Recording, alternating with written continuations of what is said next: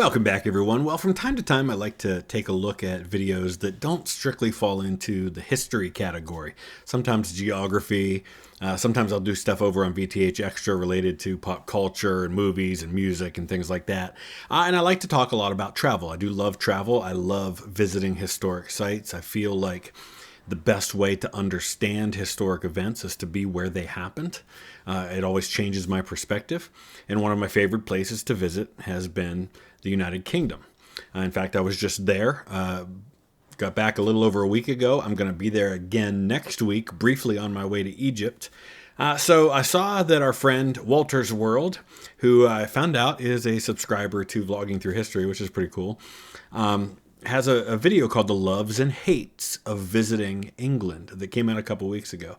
I'll put the link down in the description so you can check it out without my commentary. If you are interested in travel and you're planning travel maybe to a place you've never been, I cannot recommend Wolters World to you enough. He does videos from all over the place and has a really creative way of giving you like the things to know, the do's and don'ts of visiting different cities, different countries. He's done stuff here in the States. He's a professor, I believe, in Illinois. And so I don't know how he has time to travel, but he does. So I think this will be fun. And it'll give us something to talk about related to one of my favorite places in terms of visiting for history. This is the Loves and Hates of Visiting England. Let's dive in. Love it. Love it. Love it. Love it.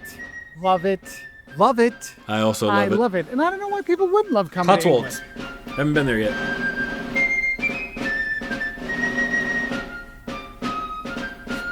Hey there, fellow travelers. Mark here with Wolters World, and today we're in Stratford-upon-Avon in England. And today what we have for you are 5 things you're going to love and hate about visiting England. And so Stratford's one of those ones I haven't been to yet. That's the hometown of William Shakespeare. It's real close to where my family came from in the West Midlands. But man, that's definitely on my bucket list. Since I'm standing here filming in the rain, I'm just going to talk about it now. Probably something you're not going to like too much about your time when you come to England is actually the weather. Now, here's the deal with that, though. Everybody talks about the rain. First of all, my first time in the UK, I was there for 2 weeks. A week in England, several days in London, several days in York, and then we were in Scotland for a week. We went to Glasgow, Edinburgh, and the Highlands. Never saw any rain. Yes, it does rain, but you know what? Where I live in Northeast Ohio, we get more precipitation per year than the UK does. I think double what London does. So I think it's overblown a little bit. I think the deal is it's gray a lot, and it rains more often, but it doesn't rain heavy. Like here in Ohio, sometimes we get heavy rain, huge storms. They might get a light drizzle, but they might get it a lot more often. Thing is, if you come in the summertime, you'll probably get sunburned. They have sun in the summer, not a big deal. But the problem is if you come like in the fall or the winter or in May, you're going to get wet. It's milder weather, though. You know, like where I live in Northeast Ohio, we get more extreme weather. We get very cold winters, and we can get very hot summers. No, it's not as hot as Arizona, and no, it's not as cold as Alaska, but we get the extremes. Europe, for the most part, at least Western Europe, tends to be more mild. And that's normal. It's okay. Bring the umbrella, buy it from the person on the street, but just know it's going to be a wet time, at least part of the time when you're here. So even if it's a sunny day forecast, throw a little poncho, throw a little jacket with you so you can cover up, because that's one of those things. People get upset about the weather when they're here, but it's England. That's why it's green. That's why it's beautiful when you go around and see the village. You go to the Cotswolds, you go to all the places. You think I'm joking about the sun you can get here in the summertime and the spring. I'm not. I have sunblock because look, the sun, it does come out here. So if you have sensitive skin or whatever in the summertime, don't forget the SPF. Yeah, it's banana boat. Yeah, it's 50. But you know what? When you have sun that long, especially in the summertime, you don't realize it whether you're exploring Stratford-upon-Avon or London or wherever. See? Speaking of the sun, though, something else you need to take into consideration is people don't realize, especially Americans don't realize how far north the UK is, England, and then especially Scotland. Look at it this way. Ohio is, like, I keep using my reference point of Ohio. We're in the northern United States. We're even with southern Europe. We're even with Spain and Italy, which are very warm climates in Europe. When you get up to the highlands of Scotland, you're as far north as Alaska at that point. So that means that in the winter, the days are much shorter than they even are here in the northern United States. But in the summer, the days are much longer. You go up to Scotland. We were in Orkney last summer. 11 o'clock at night, it's still twilight. It's not quite dark yet. See? I even brought some. So, weather. What you gonna do? But yeah, the weather, probably something you're not gonna really like super much when you're here, but Get over honestly, it. you won't care, because one of the things you're gonna love when you come here are the villages when you go out and explore. Going to the Cotswolds and walking, Cotswolds Way, and you start seeing all the little villages and the cottages, the thatch roofs, and the limestone. It's gorgeous. Or you go into a city like York, and you see Clifford's Tower in York, and then York Minster. The York Minster. Oh, amazing. Going up, and you're like, wow. York is one of my all-time favorite cities I've ever been to. If you ever go to England, you have to take a couple of days and go to York. You've got Roman history there. That's the place where Constantine was declared emperor. There's a statue of him right outside of York Minster. York Minster is amazing. You've got Viking history there. It was a Viking city. That's where the name York comes from. It was Eboracum for the Romans, and it was Jorvik for the Vikings.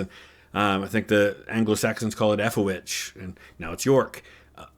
So much history there. That's amazing. And you're just going around to the different villages, different towns, going to Chester. I mean, there's so many different places you can see. Like, I'm getting goosebumps thinking about all the historic cities you can see, all the museums you can go to, all the history you can take in. And it just comes down to those villages and those cities where you really can have a great time. And that's why I tell people, like, don't just stay in London when you come to England, because if you're an American, if you live in a rural part of America and then you've been to a big city like New York or Los Angeles, does New York or Los Angeles have any sort of the same vibe as your small town where you live? No, of course not. It's completely different. I tell people that, my European friends, I tell them, if you're going to come to the U.S., don't just come to New York or Washington. That's not the United States. That's New York and Washington. Those are very different places. London's the same way. London is so different than the rest of the UK. And even when I was in Ireland and I went to Dublin was amazing. But then getting out to places like Kilkenny and to Glendalough, such a different experience. You have to get out and experience those small towns. There's so much more to see. I'm soaking wet enjoying this country, okay? And because seeing those small towns, seeing those villages, yeah, coming to Stratford with all the thousands of students that come here to go learn about Shakespeare from school. Yeah, it gets overrun with tourism sometimes. But honestly, these villages around the country are so gorgeous cool. to see. Whether you're in the north, you're in the south, the Midlands, anywhere you go, you're going to find a beautiful village. Yep. So hit up that pub, hit up the local museum, talk to the locals. You will love it. All right. And another thing you're going to love when you come here is your B&B experience. Now, when you go to the bed and breakfasts in England, they do it right. Like, you go there, and we've stayed in smaller ones, we've stayed in medium-sized ones, but honestly, we've got to meet the owners, talk to them, get advice from them, Yeah. The breakfast, when they make that full English breakfast for you. Yeah, first of all, that's bacon right there, if you weren't sure. Their bacon's very different than ours. They call what Americans have, what we call bacon, they call it streaky bacon. A friend of mine joked and said that American bacon is the part that the Brits cut off of their bacon, which is true. And it's grown on me. I love a good bacon sandwich over there. But yeah, breakfast is very different there. Many Americans are used to just having a bowl of cereal or something. That's not how they do it over there. And you have to understand, depending on where you are, expect a very different hotel experience. If you stay at a hotel in the United States, even in a city, you're going to expect kind of a big room. Don't expect that in the UK. When you go into London, if you stay in a crowded part of London, you're going to pay a premium for that hotel room, and that hotel room's probably going to be in what was once a building for some other purpose, a house or something that's been turned into a hotel. And so your room might be half the size of the bedroom that you have at home, or a third of the size of a hotel that you might have in the US, and it might not have air conditioning. Just different. You just have to accept different. That's all. You can't go wrong with the sausage there, the eggs, and the tomato. You're like, how do you cook a tomato? It's so good. The mushrooms, even the beans. I mean, you go there and the experience of being in a historic home. And I'm going to tell you, if you get a chance, go stay at a historic property, one of those places as your B&B. You can't beat it. Because honestly, the B&B experience here is significantly better than the hotels or Airbnbs, because it really gives you a part of the culture, and it really helps you to enjoy some of those smaller villages. Because sometimes I highly recommend, I haven't been able to do this often, but I highly recommend that you don't pack, if you go to travel to a place like England, don't pack your day with every minute of every day planned out with something that you're doing, because then you just bounce from one thing to the other and you don't really get to enjoy it. But second of all, I love staying in the same place for a while. Like last year, I went to Birmingham and stayed there for a week. And yeah, I went to other places, but that was kind of my home base. I got to know it a little bit. I got to know the culture and the way people talked. And I knew where the local Greg's was. And I knew where I could go around to Tesco Express around the corner to grab something to eat. And I started to feel comfortable. And that is such an incredible experience. And just hanging out, like when I have been to places like where I got this shirt. When I was in Ireland and I went to Dublin and to Belfast, and having a meetup with fans of the channel and just spending the night just talking and hearing from them. I learned so much more from those men and women that came to those meetups about their own country than I would have on my own in however long I would have been there. That's your only option when you're there. And I will tell you, if you're going to be going to places here in England during summertime, and there's a place you want to have a B&B at, book it as early as you can. Because you don't want to turn that love of the B&Bs into an experience you don't even have when you come here. And I think another thing that people might not like so much about coming to England, and honestly, this isn't as big of a problem as it used to be, is the slightly pricier nature of traveling around England. I didn't think it was and I think bad. It's when I say travel around England, like if you stay in the hotels, you go out to eat, you notice it's a little bit more expensive. But if you're taking the trains, you really start to notice the expense going a bit more. Yeah, but it depends, though. I mean, because I noticed, my son and I were talking about this, that there are certain things that you come to expect, at least as an American, to be a certain price. And granted, they're in pounds, and so it feels cheaper because pounds are more valuable than a dollar. So if I'm paying £7, that's like paying $10, and it just feels cheaper in that sense. But things like going to a game, like I paid £30 for my ticket to the West Brom game. I would pay 5 times that much for an equal level of soccer, football here in the States. Easily. I mean, the cheapest I would get a ticket like that would be $150 in the States. And then you pay $10 to buy a drink and a snack. And at a game there, it was like $5 for that same drink and snack, or £5. So there are definitely some differences there. And the public transportation versus other parts of Europe. But honestly, with how inflation's been the last few years, England's got more expensive everywhere too, but Europe has caught up. So it's not like it's cheaper, it's just relatively not as much more expensive. But it is something I want you to know when you come here. But I will tell you that. You notice I talked about the B&B experiences and going out and exploring the villages and the hikes and all these kind of things. One of the ways you can really control your costs when you come here to England is don't just stay in London. Yeah. London it's one of the most expensive cities in the world. Absolutely. If you go around and you go to places like Chester, or you go to Liverpool. I mean, why do people diss Liverpool? It's a fantastic city, fantastic people. Yet. Scousers for life, my friends, right? Scousers. And that's what you're going to... Scouse is, when you talk about people from Liverpool, Liverpudlians, they're Scouse, the Scouse accent. to see. It's like, my goodness, going out there and exploring, it is more, but it is worth it. But once you get out of London, the prices come down a lot. Yeah. That's why I like going to the north of England, because I can go there, I can save a lot of money. The people there are helping me find better deals on things too, because they're so fun. And so you can do that. So it doesn't Love have the to break canals, your bank. But I know for a lot of travelers, that's one of the things they don't like and it scares them off is the pricier nature. So I got to put that as a hate. But honestly, it's not as bad as it used to be. Now, going back to the loves, and one of my favorite parts of coming to England is pub life. Yes. Now, you might say, Mark, pub life, what are you, knocking down beers all the time, having the 1000%. pints? Well, there's that part of it. Yeah, in the States and in every country, I'm sure you have your local bar and things like that. But it's different. It really is different. First of all, even in the States, if you're going to your local bar, you're driving to it. The pub, very often, you're walking down the street. And there's 5 of them, and everybody has their local one, their place that they're most comfortable and that they hang out. Absolutely love the pub life. But it's the idea of the pub life kind of culture you have here, whether it's in the villages or the cities. Because if you go to the smaller towns, sometimes the local pub is where everything happens. That's where and a lot of them have history to them. Going to, for example, we were in Cambridge last fall. Me and my friends, and we were there for the Masters of the Air Tour, and we went to the local pub there. First of all, it was the pub where Watson and Crick announced that they had discovered DNA, which was really cool, but also had signatures all over the ceiling and the walls from airmen who had been there in the 40s, who were stationed in East Anglia. So there was history there in that sense. Oh, it was amazing. Or you're going to have your dinner, you're going to have your lunch. It might be where you're staying as well, like, right? And so you have that. But also, even if you go to the cities, like I've met so many fun people when I was in Liverpool, just having a pint, talking to the bartender, having a pint, talking to people there. And it really gives you a chance to get to know the people when you're here. But the thing is, that whole experience of getting your, having them pump the ales for you, right? They're pulling it for you, right? That's kind of a fun thing. But just the whole experience of going to the pub, maybe listen to music there, or just take it in, or spending your evening there talking to your friends. It really is like one of those things you're like, yeah, I understand why people love coming here, because it helps me to really relax and focus and just have a good time. And that whole vibe of the pub life, you can't go wrong with that. Yeah. Though there is some things that might go wrong with it, because that's one of the things I'm going to say you might not like about coming here. It's if you're in the bigger cities or some places and it's a Friday or Saturday night and the lads had a few too many and maybe their team didn't play so well in footy.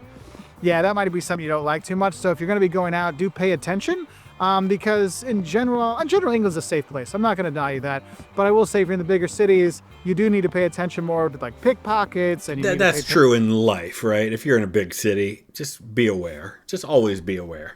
Attention more to little rowdinesses here and there. So do be aware. But just your usual travel common sense will do you well when you are here. But I've never felt unsafe. So many tourists, since there's so many people, the scams, the tourist traps, they do come here, and I have videos that talk about those to help you out. But it is one of those things I kind of want to bring up. And if I want to really talk about something you're really going to hate, but you're going to hate it because it scares the living bejesus out of you, it is that first time you had your near-death experience crossing the road when you're here in England. Because I haven't had that happen yet. I know they always have written on there, look right, instead of look, because if you're in the States and people drive, or in most countries of the world where people drive on the right side, you're going to look left when you're crossing the road, because that's the direction traffic's going to come from on the side that you're on, whereas it's the opposite. So I've never had an issue with that. Remember, you look right and then left and then right again. Unlike if you're back in the U.S. where it's left then right then left, because they drive on the left side of the road. And so you need to be ready for that. And I can't tell you how many people I've seen almost get hit. And I actually have seen people get hit. And actually I saw 2 people get killed in London once because they get literally hit by a truck. It was horrible. And I don't want that to happen to you. So that's the thing I got to say. It's a hate, because people don't think about it. They just walk out looking the wrong way and bam. So don't let that happen to you. But that's something you're not going to like, is that whole scariness. And I'm going to kind of put that in another kind of dislike with that, because once you realize that you're better off. The bottom line with that is be aware of where you are. That's a mindset in general, right? I'm going to Egypt next week. I've never been to Egypt. I've never been to Africa. I've never been to a majority Muslim nation. Those are all going to be new experiences for me. And I need to be mindful of the culture and what to expect there. And it's going to be different in some ways. And it's about being respectful. It's about understanding the place you're going to, so there aren't any huge surprises. Yeah, there are going to be things I'm not expecting. I've watched all the videos that I can. I've learned all I can about the place I'm going. But it's just about being respectful, being aware of your surroundings. If you do that kind of stuff, you'll be okay. Off is that first 30 minutes, haven't done that yet, of driving in England. Look, I have driven in every country in Europe that I've been to. Well, I haven't driven in Italy yet, but all the other countries. But I haven't driven in the UK yet, because I haven't quite gotten over the fear of the left side of the road thing yet. Want to explore England, you really need to get a car. Now, you can take public transportation to a lot of places, but to really get to see it and control your own destiny when you're here, outside of London and Manchester and Liverpool and big cities, you need to have a car, because it helps you explore more, and it's fantastic. But that first 30 minutes, when you're leaving the airport, you're trying to get on the highway, the M, and you're like, okay, what am I doing here? And you're like trying to figure out which direction everything's going, and then you hit that first roundabout, and you're like, how do I turn right? Because I can't turn right there because they're all going this way. How do I merge and turn at the same time? Like, it's a scary moment, and that's why it's something that tourists don't like. That's why I tell you, relax. It's not that bad. After a few minutes, you get used to driving on the left side of the road. You get used to having the stick shift here on the left. You get used to merging on the traffic. And yes, I feel like on the highway it wouldn't be a big deal. It's the small areas where you have really narrow roads. Typical European type roads, and then the roundabouts, of course. Pulling off into the hedgerows, to let other cars go by when you're on those back roads. But yeah, those first 30 minutes, they're a little bit hair-raising your first time. After that, you're totally fine with it, okay? You'll get used to it, you'll have a good time. Though there is one part of the driving that will never have a good time, and that is how effective the cameras are on the motorways and on the roads here. Look, if there's a bus stop coming up, you need to get over, because you may think, oh, it's only for this bit and there's nobody there and I'm in the middle of nowhere. They'll get you with a ticket.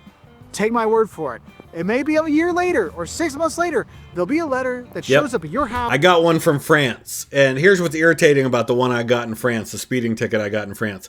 I was part of, I think there were 4 cars total. And my Dutch friends were driving ahead of me, and they were in vehicles. And they were going way above the speed limit, and I was just trying to keep up with them. They didn't get tickets. I got a ticket in the mail like 2 months later. House from Europa in Arras. Or whoever saying, oh, by the way, you owe 65 pounds. By the way, you owe 200 pounds because of this. Mine was 240 euros. Right? So do be aware. So you see the camera things, take it to heart. Obviously, when you drive anywhere, follow the rules of the road.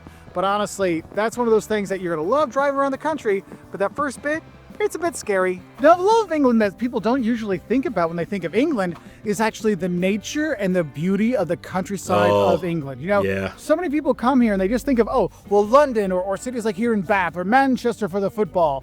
But they don't think about the countryside of England. I mean, there's so much beautiful nature when you're here. Going to the Peak District, going to the Lake District. England, Wales, Scotland, Ireland, all of it. Gorgeous scenery. Driving through the Cotswolds. I mean, this country is actually gorgeous. Go to Kent, the Garden of England. I mean, you have these beautiful coastlines as well.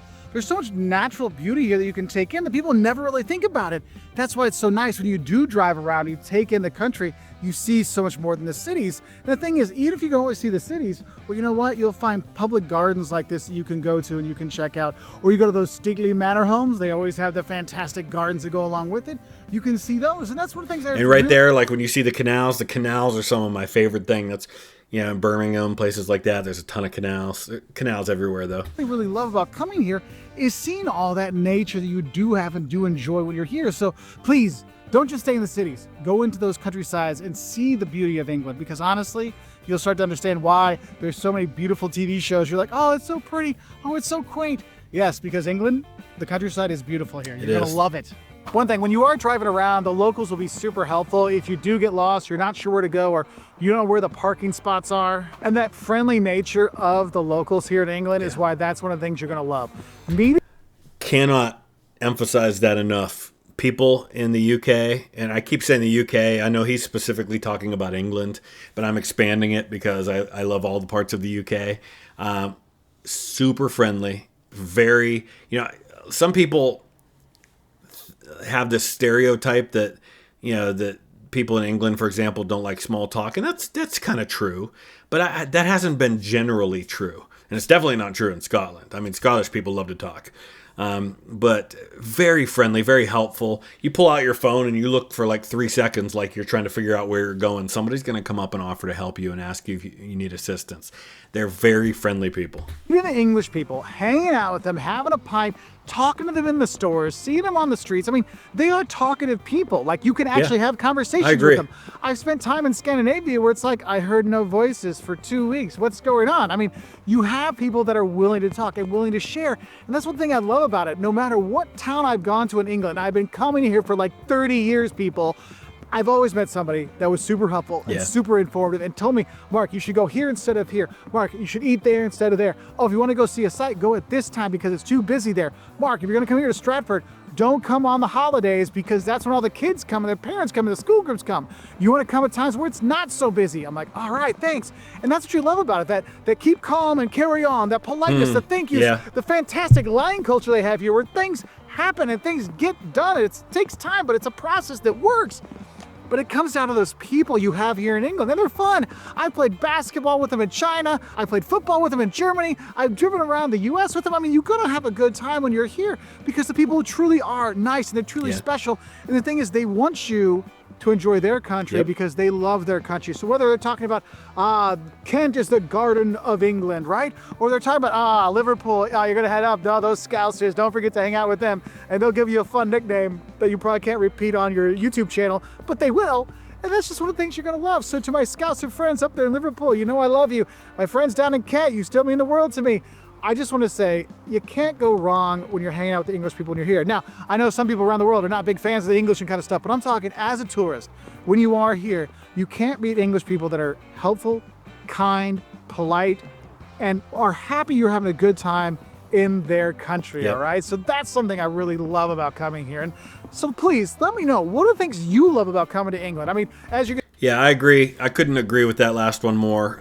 Some of the friendliest people I've ever met. And so I would love to hear from other people, especially people who aren't Americans, who have been to England. What was your experience like coming from wherever you're from to England? What did you love? What did you not love?